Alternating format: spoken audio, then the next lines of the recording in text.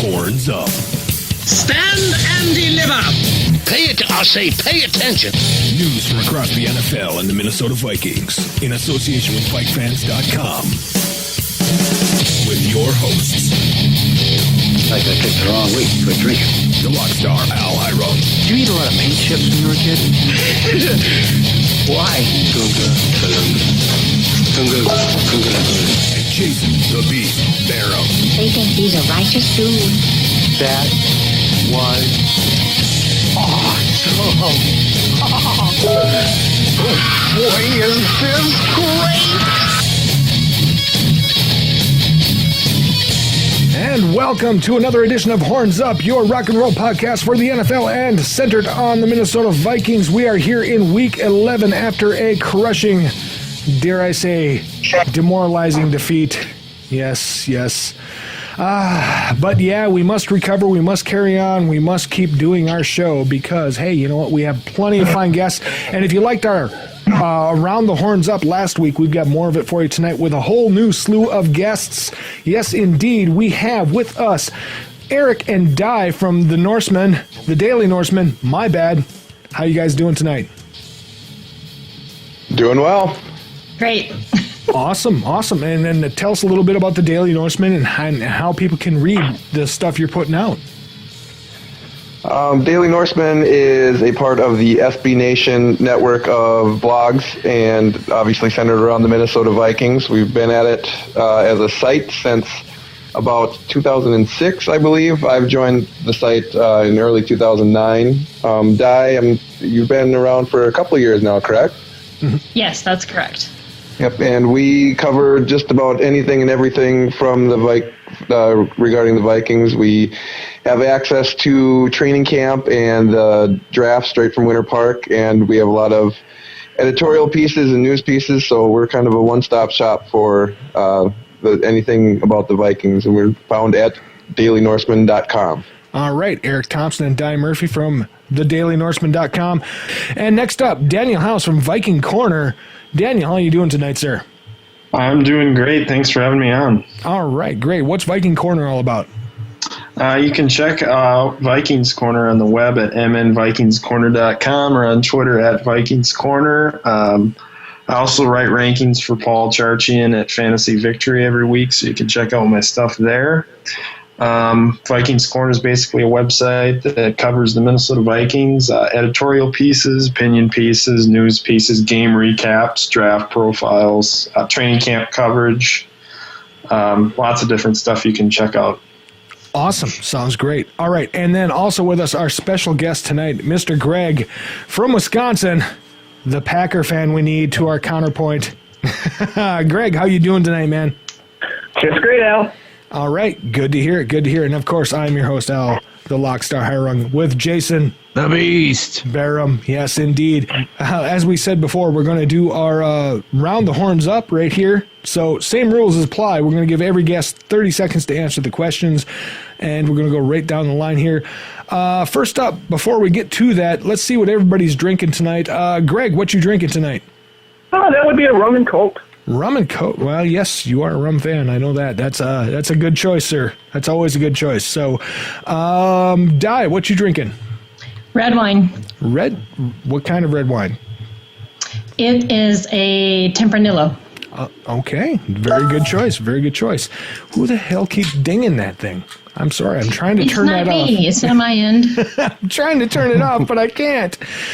Let's see. And then we got Dan. What you drinking tonight, sir? I got some ice water.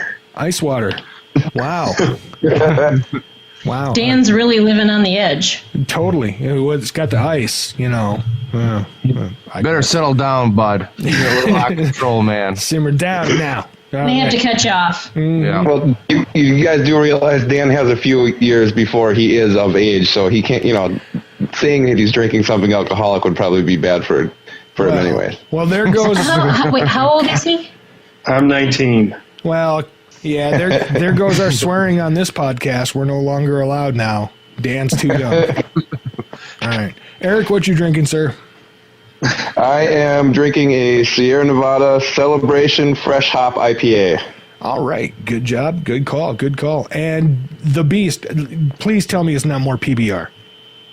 No, I'm drinking official beer of the Minnesota Vikings. Which one is that? Light. In the official, not official beer of VikeFans.com. Miller Lite, the official beer of anybody cheap enough to drink it? Yeah. That's me. Yeah. That is me. That's this guy. Well, that's all right. You might as well just be drinking ice water with Dan. Join the club, guys. Join the club. Mm-hmm. I'm having this 3rd Street Brewery Minnesota Gold. It's pretty good. It's become my go-to. It's kind of nice. I like it. 3rd Street does good stuff. Yeah, they do. And this Minnesota Gold is like $10.98 for a 12-pack of talls. So I can't complain, man. It's cheap beer price for a good beer. I'm happy with this. This is good stuff. All right, getting to our questionnaires. First and most importantly, and we're going to start in reverse order with Jason. Jason, seeing as it is a holiday eve, what are you most thankful for? My health and my family's health, of course. Aw, that's sweet. See, now we're starting off on a positive note. We're generating some positive feelings for everybody. Eric, how about you, sir? I am thankful that I don't have to travel more than an hour for Thanksgiving with 2 young daughters under the age of 3. Good. that's very good. Yeah, very good, very good. Di, how about you? I am most thankful for my amazingly, incredibly understanding husband, because I am a handful, and my 2 awesome kids who drive me absolutely crazy. Also good, also good. Dan, how about you, sir? I'm thankful for family, friends, and football. Oh, hey, you can't beat that. You can't beat that. And then, Greg, you get the cherry on this topping. What are you thankful for, sir? Cheese. I can't really take the high road on this one. I'm glad the Packers won on Sunday. We knew it was coming. Football over family. No, it's okay. It's okay. We knew it was coming. Are you going to be as thankful on December 26th? Or 27th, I should say, as you are now. That remains to be seen. It's in Lambeau, so I'm hopeful. Well, and what happened to your last game in Lambeau? You lost to the Lions. Yeah. I'm just saying, you lost to the Lions. I know where you're going with this, but that made Sunday's win even better because you guys lost to a team that lost to Detroit. But here's the thing. Okay, it really wasn't the Packers beating the Vikings. It was the Vikings beating the Vikings because they played horribly. They played undisciplined, and if they had played their game, they would have killed you. Well, we'll get to all the breakdown and stats. We'll get to all that and stuff. We'll get to all that. Actually, before we do the breakdown, you know what? I'm going to interject some stuff from around the NFL this week. Figuring out some weird stuff that happened around the NFL as it relates to what we're talking about tonight. One thing I noticed this last week in the NFL, quarterbacks, the season of young quarterbacks has stepped up big. So what I want you to do is think about these 4 names: Brock Osweiler, Carson Palmer, Cam Newton, and Jameis Winston. Right? Okay. Brock Jameis. Yeah, Jameis. Is it Jameis? Jameis? Or Jameis. Jameis. These weird spellings just screw me up. And if you want to be named Jameis, spell it frickin' Jameis. God. All right, because Cam Newton is easy to spell. I can grok that. All right, I'm not that smart. All right, so you got Jameis Winston, Cam Newton, Brock Osweiler, which somehow I can pronounce. Wow, that's kind of strange. And Carson Palmer, which is probably the most phonetic of these names. Okay, but Carson Palmer's really not all that young. He's not all that young. No. Why not Marcus Mariota? But here's the comparison I was making, right? You got a Brock Osweiler and a Carson Palmer, not that young. One's a backup, one's a career journeyman that have come to fruition. On the other hand, you've got 2 number 1 picks with Cam Newton and Jameis Winston, and both or Jameis. God. Wow. Yeah, I'm totally. His name just messes me up somehow. Apparently. I don't know why. Anyway, Jameis Winston and Cam Newton, who were both number 1 picks and who are kind of mirror images of one another 4 years down the road. Got you. I get it now. Yes, Sorry. you get it now. Bad. Yeah, right. But all 4 of them are having phenomenal seasons. Well, except Brock is not having a phenomenal season. He stepped in for Peyton Manning and kind of showed the old man up. So he's kind of the new kid on the block, I guess you could say. But what are we looking at here? Are we looking at guys seizing a moment, or are we looking at guys who actually have potential but just haven't had the system to exploit it in? And we're going to go with everybody on this one, starting with you, Greg. What do you think? Really, the only comment I have is the mini controversy with Cam Newton this weekend over that end zone dance he did that so many people took offense to. And when I watched it, I thought, well, that just looks stupid. Right, yeah. That was kind of like getting offended over the icky shuffle, pretty much. Yeah, at least I agree with you on that point. I agree with you on that one, so point for you there. How about you, Dan? What's your take on these 4 quarterbacks? Brock Osweiler, I think, is a really good fit in the Denver system. I think that short passing game Gary Kubiak's notorious for, I think he fits it very well. I mean, I'm surprised you didn't mention the fact that the Broncos signed Christian Ponder today. I guess that's kind of where You're right. Really? I didn't know. I actually missed that piece of news. Yes. Oh, my God. Really? Wow. I'm glad he has a job. I really am. And the Broncos fans are praying like hell that Osweiler does not get hurt. Please stay healthy. Oh, all right. Di, what do you think about that? I love Cam. I love Cam. Okay. I love that dance. I love that he's that cocky and he's that confident. All right. And Denver needs another solution. I mean, to me, and I will admit, Peyton Manning is my favorite quarterback of all time. Okay. I think he should have retired after last season. And so it's nice to see that Denver has the potential to, next in line, right? Okay. The heir apparent in Osweiler. He did a great job. So, all right. Who knows? Okay. All right. How about you, Eric? What's your view on this take with these 4 quarterbacks debuting or perhaps premiering this week? Well, I think all 4 of them are doing it with kind of different weapons. I think it was Deion Sanders that said Cam Newton could get through TSA with the lack of weapons he has at Carolina. I thought that was a great line. But Jameis is just showing that he's kind of the new hybrid quarterback, kind of in Cam Newton's footsteps. And I think Osweiler is more in the Carson Palmer's, the classic drop back and just wing it all over the field kind of footsteps. So I think it's kind of just the 2 different groups, and I think it just shows how there are separate ways of accomplishing the same thing in the NFL. All right, you get a bonus point for that one, sir, even though we're not counting any points here. But you get a bonus point for that one because you made a great point about how Cam Newton is Jameis Winston is following in Cam Newton's footsteps. I corrected myself. You get a bonus point for that. I do too, yes. Do you think that Jameis Winston is going to follow in Cam Newton's footsteps where he takes that step back for a couple of years, or do you think he's going to maintain that rookie Cam Newton year burst that he seemed to come out with? Well, I think that Jameis, there's going to be ups and downs because you saw it at the beginning of the season with Winston that he had a couple games where he's just throwing interceptions all over the place. He had a couple pick sixes, but it seems like he's already cleaned up a lot of those turnover problems. And with the ability that he has to both run the ball and throw the ball all over the field, I think it's if he can keep his head on straight off the field, I think he has the potential to be just as good as Cam. All right. Great points. Beast, your take on these 4 quarterbacks.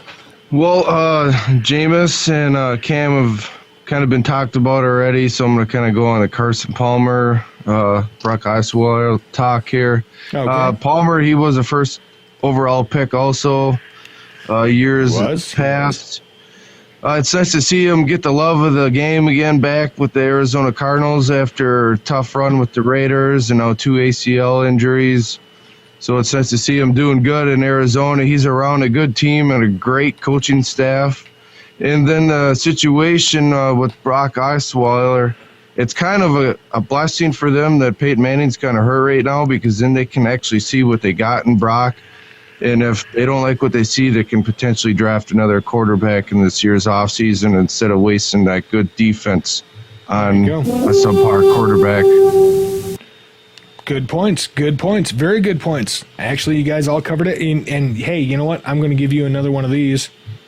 Oh, well, okay. There you go. Just for hitting the Carson Palmer, because everybody did not give him love except you. So you get a point for that. All right, next question. Patriots and Panthers remain undefeated. However, the Bengals, Bronx, and Cards are all 8-2. Now, are the Patriots or Panthers the better team, or do you want, of the 8-2 teams, what order do you want to put them in? I'll leave that question choice up to you. We're going to start with you today, Dan. Or not today, this question, Dan. We're going to start with this question with you. I think the clear-cut top team right now, I think the Panthers need to be getting a little bit more credit. Their defense is playing well. They're leading the league in takeaways right now. Their secondary is playing well. And Cam Newton's dialed in. I think the lack of weapons they have will be exposed, but New England's losing some of their weapons. So I think comparing that level of excellence right now, I'd give the edge to the Panthers. I just don't think those other three teams that you mentioned, the 8-2 class, are even in the league of some of those top-tier teams. Maybe the Cardinals. The Cardinals I have to maybe give a little bit of edge, the way Palmer's playing and their defense is playing as well. So Cardinals are probably the closest. I'm giving the edge to the Panthers, though. All right. Di, do you think the Patriots or Panthers are better, or how do you rank the next three 8-2 teams? Okay, well, I'm going to set aside my pure hatred of the Patriots to be somewhat objective. Okay. I love the Panthers. I love their coaching staff. I love Cam Newton. I love the attitude. I love everything that they're doing right now, and to me, they're the clear front runner. All right. Okay, cool. Very short and concise. How about you, Eric? What do you think? I think this is still the Patriots league until they slip up again. I know they keep on losing players, especially in the offensive line, and they've lost wide receivers, but what do? They plug in another guy and they just keep winning. As long as Tom Brady and Bill Belichick are still there, they're going to be the team to beat. Carolina, like I mentioned before, they have not a ton of weapons, but they're just doing it with great execution and great defense. And I would put the Cardinals, I think, in that tier, probably just a step below the two undefeateds, but I think the Cardinals are right there too. And unfortunately, the Vikings get to see that in person 2 weeks from tomorrow. All right, just in time. And you, Beast, your choice between those questions, what do you think? I'll be honest with you. I don't even have to give an answer because I'll just be doing a summary of all the same answers from everybody else already. I'm the same way. I'll kind of go real quick. Patriots, number one, because they got the veteran presence. They've been there, done that. Panthers got that good vibe going. They got that good secondary. Josh Norman, I think is his name, shut down corner. I think they match up good. And then the Arizona Cardinals, great coaching staff. Everything's going good with them, solid team on both sides of the ball. And then after the Cardinals, I can't really pick a number 4 team. There's so many teams from 4 to 10 that could all kind of beat each other in all different ways, you know. Oh, well, you got it in just before, so hey, you know, well, it was almost a horn-free round. All right, Di, we're starting with you with this next question. Officiating is officially offensive. We saw it not only in just the Viking-Packer game, which we'll get to, but also in the Patriots-Bills game, also in prime time, where there was an inadvertent whistle that canceled what was perhaps a game-breaking play and a blown out-of-bounds call at the end of the game. Is the officiating getting any better, even with all the new replay rules and more reviews than we've ever seen before, or is it time that the NFL brings in full-time referees with complete training and performance requirements? And I'm just going on what I saw, especially in the Vikings-Packers game. It was horrible. Okay, the Bills, the Patriots. I mean, it was. Yeah, they definitely need to bring in full-time refs with proper training And the replay, half the time they can't even get a good angle. Like, they can't even see the play. So Right. nothing happens, even if it's a legit overturn or whatever. So I really, really think that having full-time refs, definitely properly trained, would benefit every team in the league. All right, Eric, your thoughts on that? Well, I think it's a matter of the game and the rules itself getting too complicated. No one knows. We all cover football here, and we don't know what a catch is still. Just one of the simplest things it's supposed to be one of the simplest things in the game. I think they need to just kind of take back a look at these rules and make sure that they're not too complicated to judge them in real time, and then go back if they do get them wrong, make things more, make almost everything reviewable. Because when these inadvertent whistle things, we can't go review it because it's the play's already over. That kind of stuff. The rules have to be changed when they can be, because it's hurting the game, and it can change the outcome of things as well. All right, even though you got the horn for that, but you still got the bell, so. You brought up a great point. Are we over officiating? So you got 15 more seconds. Go. Well, that's exactly it. I think there is too many rules. There's too many little things, minutia between, especially the differences between the college and the pro game. I can't remember what game it was in, but they had one of the referees called the college rule, but he was supposed to call the pro rule. It just needs to be simplified. Oh, just in before the bell. Great job. Great job. All right, Beast, your points on the officiating. All right, my hatred toward this has really nothing to do with last week's Packer-Viking game. But for a business, that's what the NFL is. So much money they make, they cannot get full-time employees like this to do this. I mean, they're overanalyzed, and they're talking about like the Patriots and everything else about cheating, not making the right calls, even going to replays. They still don't even get the right calls, and they're talking about integrity of the game. Well, integrity of the game is play calling and the flags and the penalties, and they're not even calling the right shit out there, and it's just frustrating. Especially that Monday night game is like, oh man, it's pretty bad when the Monday night crew is calling you out. I hear you there. Greg, your view on the officiating.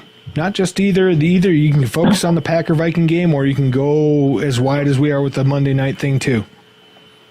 And it's not just in the NFL, too. I see this week in and week out in different college games. Just this past weekend, the Badgers, they scored 2 touchdowns at the end of the game that were called back after reversals. One because the knee was down, which was probably a fair call, but another was they made a fair catch, took 2 steps in the end zone, and it was still called back, and they ended up losing the game. And I think that's where the problem with the NFL starts, is in the college level, because that's where those referees are, supposedly getting their experience to go up to the pro level. That was always my understanding. All right, but even that call a few weeks ago, it was defensive pass interference against the Vikings, or for the Vikings, and it seemed like the refs stopped and looked at each other and went, wait, that call didn't help the Vikings? That call helped the Vikings? Let's call it offensive pass interference. It just seemed ridiculous. I totally get you. And do you think that full-time referees would fix that? I do, but look at, what's the one guy's name? Hucklebeck? He's like that well-known big DB. Hockley. Hate the Viking. Hockley, first down! Yeah. He's a lawyer by Of the big arms. He's a lawyer by profession, and though he doesn't do this full-time, he does do it quite a bit. I mean, how is... Just because this will be their sole source of income, how would that make it any better? Good point. Very good point you raise. How would it? Would it necessarily mean that people would be better?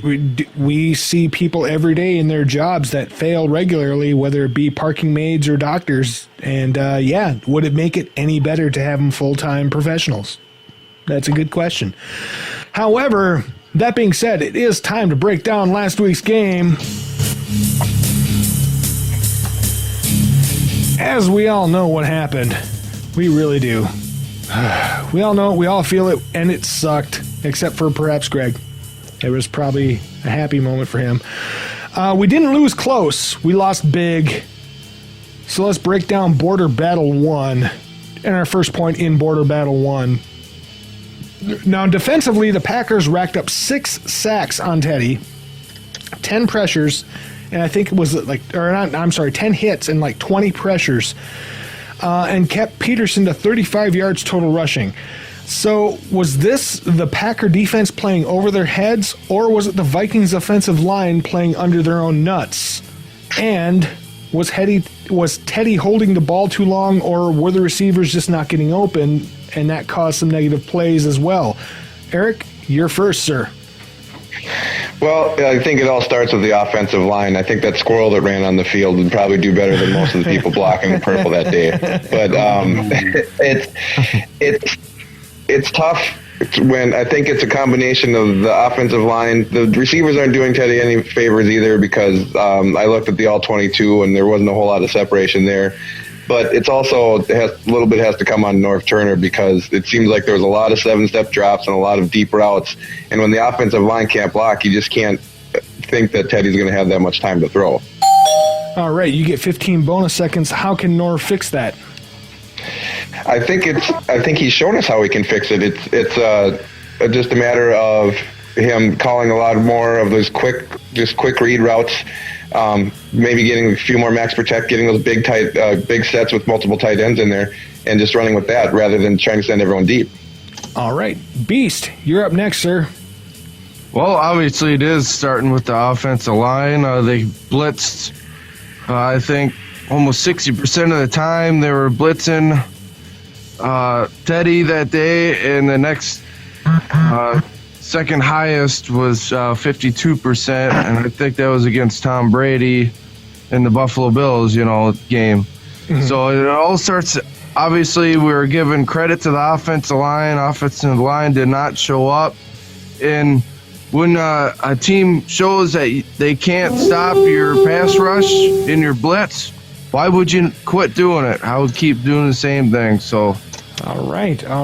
Greg, what's your take on that? I agree. Your offensive line looked forward. I thought just by watching your right tackle, he seemed like he was most vulnerable for the blitzing. Yeah, Clemmings. But the Packers, our O-line or their O-line was pretty banged up health-wise too, with a lot of minor injuries, but they still held the pocket open for Rodgers much longer, or long enough. All right, you get a bonus 15 seconds for that if you want to talk about how our offensive line could learn from your offensive line. I don't think they should learn a thing. They should keep playing just how they did on Sunday, and everybody will be happy. Everybody east of the Mississippi. Okay. Dan, your take on it. I think the offensive line, the biggest issue right now is the inability to just protect anything aside from short passing. The 7-step drops aren't working. You're bringing Rudolph up the field, and you're losing that tight end chip. I mean, TJ Clemmings needs to have a tight end chipping every play. About the only positive you could find watching the game back was Joe Berger. A little bit of a positive. Several plays, there was 6 guys in the backfield with 2 people blocking. There's something going wrong. I think the Packers were dialed in too. They had a very good scheme applied, and I think that should be praised as well. All right, good call. Very good. Di, you're the Vikings offensive line completely shit the bed. We'll just be honest. They were horrible. Right. Also, Teddy did hang on to the ball too long, because Norv Turner needs to figure out that Teddy can't drop back 7 steps and be successful. Okay. Yeah, those are all kinds of things that they need to figure out right now. But I'm not good. I will give a tiny bit of credit to the Packers defensive line, but really, it was mostly the Vikings just beat themselves. Okay. All right. That's a fair point. Very fair point. This next question kind of bears that out, because here's some stats I picked up from the game. All right. Teddy's stat line was 25 of 37 for 296 and a TD with 0 picks and a 100.7 rating. Rogers clocked in with 16 of 34 for 212, 2 TDs, 0 picks, and 86.9 rating. Conversely, Lacey was 22 for 100 yards, 0 TDs with a long of 27, while Peterson was 13 for 45 with a TD and a fumble and a long of 11. The Vikes in all outgained the pack 342 to 320 in total offensive yardage with less than 1 minute deficit in time of possession and a -1 turnover ratio. Now, Beast, the question to you is, how does that account for a 30-13 score instead of a much closer score with those stats? And is it our red zone offense being that bad, or does it seem we weren't even in the red zone to make a threat of that game? Well, one of the drives that the Packers did get that touchdown on included a 50-yard pass interference. And I want to say there was 2 more penalties also on that drive. Okay. And then he got the touchdown. I mean, yeah, they got the touchdown. I'll give them that. But we shot ourselves in the foot. They were obviously picking on Newman a lot. Yep. They were taking advantage of him. So the stat line could be kind of a little deceiving on that part because a lot of them with penalty yards. You got to include that in there also. They shut down Peterson. So they had to have Teddy kind of come back, and that's where a lot of them yards that Teddy, short yards after catch, and Rudy got a lot of yards also too for once in a career high game. So it's deceiving. It's a lot of penalty yards. Okay, Greg, what's your opinion on that? How is those stats so similar, but how was that score so wide? I think, like you said, it's just the Packers made the right plays and got when they needed them, and they capitalized on that. And the Vikings, and I spent most of the first half wondering when the game was going to turn around and go in the Vikings' favor, because I was like, well, I had no illusions that the Packers were going to come in after 3 losses and beat the Vikings. And I don't know, I don't want to say they got lucky, but they just capitalized when they needed to. Good point too. I mean, even your kicker was having trouble making field goals. That's true. Yeah, missed 2 extra points. Not even field goals, extra points. Yeah, missed 2 extra points. Right, an extra point. Yeah, it wasn't a field goal. Blair Walsh does, apparently. Just Blair. He can kick 60-yard field goals, but he can't hit like a 25-yard extra point. 33, I think it is. Yeah. Dan, your view on that? I think negative plays were the biggest takeaway from this game. I think setting up in long down situations is something this team can't consistently do. They have to be able to play their ball game, moving the ball up the field, and they can't be in long down situations just because they don't have an offensive line to have a 7-step drop to move the ball up the field. They got to have a tight end chipping every play, and the receivers can't get vertical separation. So I think some of the negative plays is probably the biggest takeaway I had. As well as just not protecting Teddy very well. I mean, 60% of his dropbacks were pressured. That's pretty ridiculous. Tough to be successful, yet his statistics were still very good for that being the case. Di, what's your take with all you've heard here? Well, I mean, obviously everyone has said everything that I probably would have said, but for me the biggest thing is the fact that Teddy performed at a level he performed when he was literally running for his life. Yeah. So, I mean, they have to do something about this offensive line. I mean, it is horrible, and they're probably going to get Teddy murdered, at least at some point. So for me, the play calling by Norv is still suspect, and I feel like Zim needs to step up and say, hey, yeah, you know what, I'm a great defensive mind, but he's still the head coach, and if Norv can't make adjustments and can't protect Teddy from getting killed, then they need to do something about it. Totally good point. Eric, your view on it? Well, I think Jason already touched on it with the penalties. The numbers all sound really close with the total yardage until you realize that the Packers got 91 more yards from penalties than the Vikings did that game. That's a huge difference. And it comes down to finishing drives off. when right before Peterson's fumble, the Vikings were racking up yards and getting a bunch of stringing first downs together, but then they turned the ball over. That was the only turnover of the game, which turned out to make a pretty big difference. And it just comes down to finishing off drives and finishing off extra points too, which is always nice for the margin of score. All right. It is a very good point too. Again. And 3 or 4 of you touched on this point, and we're going to start with Greg for this one. And this is one that I'm sure is going to be pretty controversial. We're talking about the officiating. We talked about it before, and now we'll talk about it specific to this game. The least penalized team in the league turns into having 8 penalties for 110 yards, plus the issue of the Linval push for 15 yards versus the obvious headshot and face mask of Teddy that was a non-call, plus when you take into account the stunning, at least stunning calls from Monday night's game. Is the officiating just that bad, or do you think that there is a bias? Do you think that Cam Newton's whole thing about the referee telling him you're not old enough to get that call, it has water when you look at stuff like this?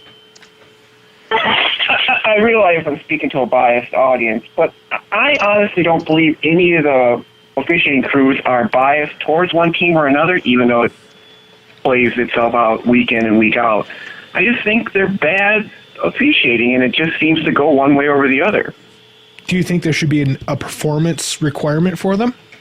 And who put Robert Goodell in charge? No, do you think the referee should be held to a performance standard? Is what I'm asking for as a follow up to that. Oh, definitely. Okay. Cool. How to implement though, I have no idea. I don't either, but it's a great idea. I think it's a nice idea. Dan, your thoughts on that? I think the officiating definitely has gotten worse. I think they need to start thinking about mixing these crews up a little bit. I think some of them you kind of look at the continuity between the crews. I think they need to mix that up a little bit, get some different views floating. And I think kind of like what Eric said, the game's gotten so complicated so fast that it's very difficult to call some of these games. I don't think penalties had that big of a role in the game that were called in the Packer-Viking game. I think obviously they played a role in the final outcome, but I wasn't like, wow, this was terrible. I mean, there were a couple close calls, but it wouldn't have made a difference in the game. All right. Okay. Di, your view on the officiating. Okay, as much as I would like to blame that loss on the officiating, I can't, because they're legit terrible across the board. Right. I don't feel like they were cheering for calling specifically, the Vikings just dumbed, okay? I mean, they just were stupid, and they deserved the penalties that they got called. And yes, they missed some calls that probably should have been called. Okay. But I see that in every game that they officiate. So I'm not, as a Vikings fan, I'm not going to blame the officials. Mm-hmm. I'm not going to say it's their fault that the Vikings lost, because the Vikings just flat out played terrible. All right. Okay. All right. Eric, your view on that. Well, we already touched on it, that the fact that I think the game is getting too fast for these guys, and we talked about making more things reviewable. But I think, considering the Vikings-Packers game, I would say the one drive where the experience right before halftime, that was pretty much all the referees, but everything else was pretty self-inflicted by the Vikings. They were committing the penalties, so it's just, I don't think it definitely didn't make a difference in the outcome of the game. They got outplayed by the Packers, but it's something it's a league-wide problem that needs to be addressed sooner rather than later. All right, I agree with you there. It does need to be addressed. All right, Jason, Beast, you're up. The officiating and the calls obviously made a big influence in the game, but it wasn't nothing that the Vikings didn't do to themselves. Yeah, you could have got that penalty for the face mask on Teddy, but would that have changed the outcome of the game? No. The bigger outcome of the game was AP fumbling the ball. I think maybe the referees were watching a little more on the Packers side. A couple of ticky-tack calls there, but overall, the Vikings just did not play on special teams, defense, and offense, they all shot themselves in the foot All right. up and down the board. So Okay. All right. I will suck it up as a loss, and I'll take it like a man, and I ain't going to be a sore loser about it. You know, Packers, they wanted it more. You're going to give me 15 extra seconds, hit the button. Well, I already hit the button, dude. You want me to hit some more for you?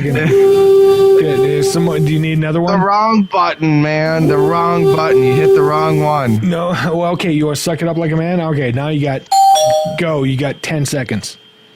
The Packers wanted it more. The reason why is because if they lost this game, they would have been down 2.5 games to the Vikings. With 6 games left, we would have had the tiebreaker going. That would have been devastating for the Packers. They brought this game as a must-win situation. Wow, you can tell. Yes. All right. That means it's time to roll the bones and break down what might happen with our Vikings Atlanta preview next week in Week 12 of the NFL. We're starting with Dan. Dan, first question's to you, sir. AD still leads the NFL with 1,006 yards. This game in Atlanta, is it where we must get him back on track to focus on establishing the run, or do we switch to establishing the passing game? And now that he's passed a 45-yard performance, which puts him far behind his 2012 totals, is there a chance that he actually works towards the rushing title now? Or do we just forget all of that and focus on passing? Or what do we do here? I think you find a healthy balance between the pass and the run. I don't think you focus on, like Mike Zimmer said, you don't focus on individual accolades. I think setting up the pass is important for the future. You need to get in that rhythm. This is a good game to do that. Blending in the run, finding that happy medium. The Vikings haven't been able to find that happy medium all year, and that's going to be the difference moving forward. If they can pass the ball effectively, run the ball effectively, and find that middle ground, they have the chance to take their offense to a new level, which they haven't been able to do yet. All right. Good answer. Eric, what do you think? What's the whole deal here? Well, I think against the Falcons, it's going to have to be kind of the pass to set up the run, because the Falcons are the best, at least per yardage per game, rushing yard, defensive rushing team in the NFL. So I think it's going to have to be these quick hit passes and get the passing game going to open up some holes for Peterson, because if they could just keep on slamming him into the line, I don't think he's going to have too many more yards than he did last week. All right. Okay, Beast, you're up next. If you want Same thing right there. I was surprised. I looked up them stats also today. Atlanta was number 1 against a run. I was really shocked at that. I thought they were actually going to be better against the pass, which are mid-pack. The thing about AP is now we can take out the rushing all-time season record out. Let's just go for a good year and get the year's rushing leader. And like Daniel said, we got to be a balanced team. And actually, this year is a good year for the Vikings to be in the playoffs, because after Carolina and Arizona, who else is really out there to be scared of? All right. And, okay. All right. Good. And Greg, what do you think about that? Yeah, I agree with everything everybody said. I've watched a lot more Vikings football this season because it seems like a lot of the Packers games have been, they haven't been televised where I live. But when the Vikings have done well, it seems like they came close to controlling the tempo of the game. And I don't think they did that against the Pack, and I'm not sure they can do that against Atlanta. But I think that's key, just keeping that control level. Actually, a really good point, because the Vikings have in the last, 4 years, I think they're 4-0 against Atlanta, at least the last 4 times they played. I'm sorry, not the last 4 years. But they always seem to have a magic touch against Atlanta. Do you think that's going to have an effect there? It could if last week proved anything about history and past performance. They lived up to that expectation. Ouch. That's a harsh praise indeed, sir. It's a painful praise, but we'll take it. So there you go. All right. So that brings us to Eric. After 5 years and 58 starts, Kyle Rudolph finally had his first 100-yard-plus game. Is he finally reaching his potential, or are we still overpaying for him? And are we not scheming enough towards tight end receptions, or are we scheming too much towards them? Well, as far as his contract, he's going to have a lot more games like he did last week to earn it. But just getting him more involved is definitely promising for the offense. He's got all the skills, and he's been healthy this year, so it's kind of shocking that he hasn't put up more numbers so far. And I think they should be able to, especially with the offensive line, I think they should be doing a lot more chip blocks and short routes with the tight ends, not only Rudolph, but people like Michael Pruitt and Red Elson as well. There you go. All right. Great points all together. Jason, your view on that? I think he's honestly underused, has been underused. If Kyle Rudolph was in New England, he'd be an all-pro tight end. It's just a situation that we're in right now with the offensive line. Ellison is usually used to kind of chip, but they kind of know what's going on with Ellison, so they're trying to get Rudolph a little bit more in the blocking too, so it kind of disguises the play calling. But Kyle Rudolph's potential has been there. It's just things haven't lined up to been able to use him. Last week it's there. You just got to get it to him more. All right. Yes, we do. I agree. Actually, Rudolph is a great pass-catching tight end, but he's not a great run-blocking tight end. Greg, what do you think about that? I think he's an example of a lot of problems that the Vikings have. They don't seem to ever mesh well as a team. They're good individual players, but they just don't have that spark a lot of the time. I mean, what has Kyle got this year? 4 touchdowns? Right. Five maybe? Yeah, I think 4 or 5. Yeah, I think you're right in there. Yeah. I mean, he's obviously a key player to their team, but it just seems like they still play as individuals, and that's what the fans for Minnesota focus on, is each player and not developing them as a group as a whole. All right, so I'm going to give you 15 Green Bay seconds here because you brought up a great point. A lot of teams out there that we hate, like New England, like Green Bay, make great use of their tight ends and make great use of their defense. Zimmer preaches team defense, but we don't seem to have.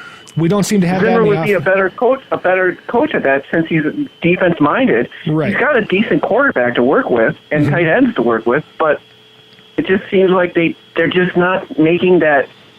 It's like they're playing at 90%, and they just need that little extra more to get that next 10% to be consistent winners.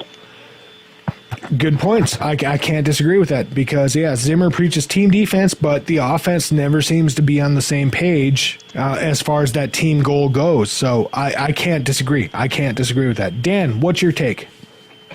I think the offensive line situation kind of complicates tight end use too. They have to have as many blockers as necessary. I mean, they have 3 tight end sets out there to help blocking. That really complicates what you can do on offense. Yeah. I think Rudolph needs to be more involved, but I think it's difficult to do when you have no passing protection. You need to be able to chip. And I mean, like Eric said, setting up some of those shorter intermediate chip route type things would be great, but it's hard to do right now. All right. Very good points. Okay, so that means we're starting with you, Greg. Atlanta has 2 main weapons, and we all know them, Devonta Freeman and Julio Jones. Now, with Freeman going through concussion protocol, do we still scheme against him, or do we sell out to scheme against Julio Jones? I mean, I think Freeman will be back. I think that whole concussion thing is, I want to say that the NFL is just protecting themselves from any future lawsuits or trying to be overprotective, but he'll be back. He'll be playing. I would play against him. Okay. Very good. Very concise. Dan, you're up next, sir. What do you think?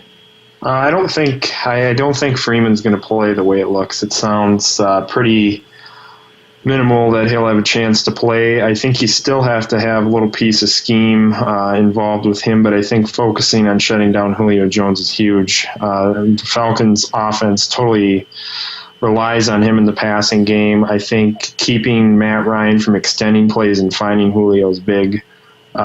I just think anytime you have a dual threat wide out like that, you have to account for him. And I think you have to scheme both ways. I don't think you can not scheme for a player like Devontae Freeman either. All right, now, follow-up question for you. Maybe I should give you this. Follow-up question for you in 15 seconds. Can you tell me, is Atlanta 5-5 because they rely so much on Julio or because they rely so much on Devontae? I think it's a combination of both. I think they've been rather balanced in that aspect. I think Devontae Freeman's played well. I think Julio's played well. I think they've had a good balance, and that's what I'm looking for from the Vikings. I want that balanced offense, and I think if you can find that good mix, that's what good teams do. Falcons obviously haven't been great, but they've struggled with turnovers, and that's what's really haunted them. All right, great answers. Eric, you're up, sir.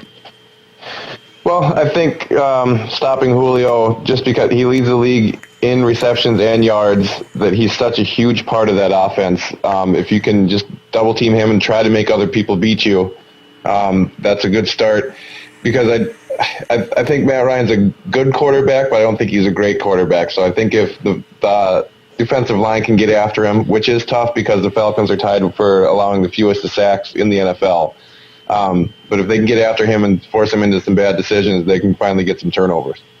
Excellent points, and great point bringing up the Lions, the Lions? Where did I come up with that? The Falcons' offensive line.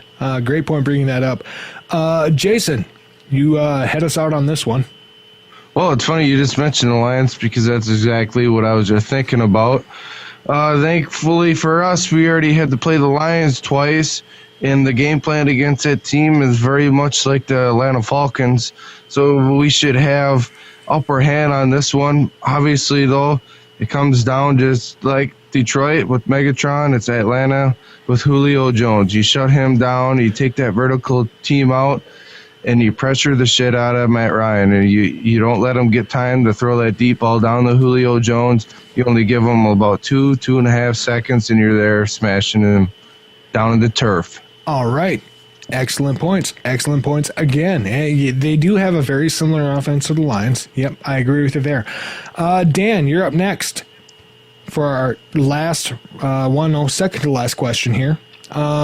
Minus, and I'm looking at you, Jason, minus the drafturbation strategy. All right. Right now, this year, how can we fix this offensive line or at least mitigate the damage they are doing? Dan, go. I don't know where to even start with that. I think this year you're going to have to roll with what you have. Maybe try to get Surlis in there a little bit. Maybe try to mix some of these guys in, some of these younger guys, Shepard. I don't know if it's worth it at this point. We've won 7 football games with the group we have right now. There's not much you can do in season with the continuity level and the coaching that's required with that. I'm not sure there's much you can do in season to aid that. I mean, chipping with the tight ends is about as much as they can do, I think. All right. Eric, your call on that. Yeah, like Daniel said, it can't be personnel at this point of the season. It has to be scheme. You have to bring in more protection and get the ball out of Teddy's hands quicker. He just can't be standing around. And of course, a little bit of that comes on Teddy too. If it's not there and he doesn't see anything, he can try to make plays with his legs. But if that's not there either, he has to get rid of the ball and prevent himself from getting hit so hard. All right, Jason, your take. You got to roll with what you got at this point in the season. Like Daniel said, this group has got us 7 wins right now. But in coming in the off season, that's going to be the big focal point. I can see that. You're just going to have to scheme, and you're going to have to give as much protection. If that takes Rudolph out for half the plays, that sucks. But I guess that's what you're going to have to do at this point. All right, great. And Greg, coming from the perspective of a team that has a decimated offensive line, what do you think? My question when I see the Vikings offensive line is, how did they get themselves to this point? When you watch those shows like the HBO and they how much they scrutinize each player for minuscule things, especially coming from Minnesota and Wisconsin, we're the home of the Big Ten and large offensive linemen, where the offense is always key in college football. how did they pick such a weak line? That They would didn't be. pick them. They got hurt. There was a lot of injuries this year. Yeah, we have shifted everybody over. We have 2 rookies starting, and Lost their center, lost their right tackle. Yeah, it's been a pretty bad year, and we've got 2 players playing out of position just to cover. Yeah, and a lot of that goes on Spielman. I can't. You got to place blame where it goes. Spielman did not build depth on that line at all, and that's what made Dallas. And that's what I mean. Every year there's injuries and there's people who get shifted and moved around. You have to plan for that in this day and age. I agree. That's true. I mean, Spielman likes to take that gamble in the later rounds with the offensive linemen. In the last couple of years, it just hasn't seemed like it's been paying off. I mean, no, it hasn't. What do you guys think, Eric and Daniel? I mean, Yankee, I thought that was going to be a good pick, and he's still on the practice squad. It's just some of these later round picks have actually not hit at all. Well, I think you hit it already on the head. They're all later round picks. Outside of Khalil, Spielman hasn't spent any draft picks, and I think after everything is about 4th round or later, because I think that's what Clemmings was.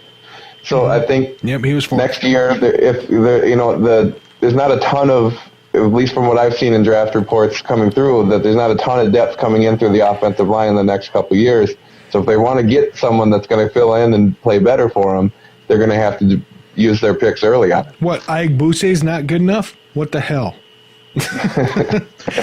No, seriously, seeing him. No, I think they can take advantage of getting a key free agent because his team is obviously looking really strong in being a playoff team, and then they're going to be going into a new stadium, which what free agent would not want to come play for Minnesota in the brand new stadium? So I think they can find a guard in that situation. Yeah, I'm not sure about free agency, but I tell you what, man, I watched one spot.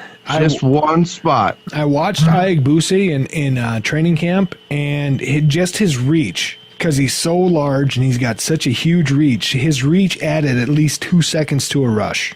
He didn't even take the first step right. His footwork was phenomenally bad, but just his reach, the extra distance they had to run around him took 2 seconds off the rush. That was, hey, maybe you need to just find somebody like that can just sit.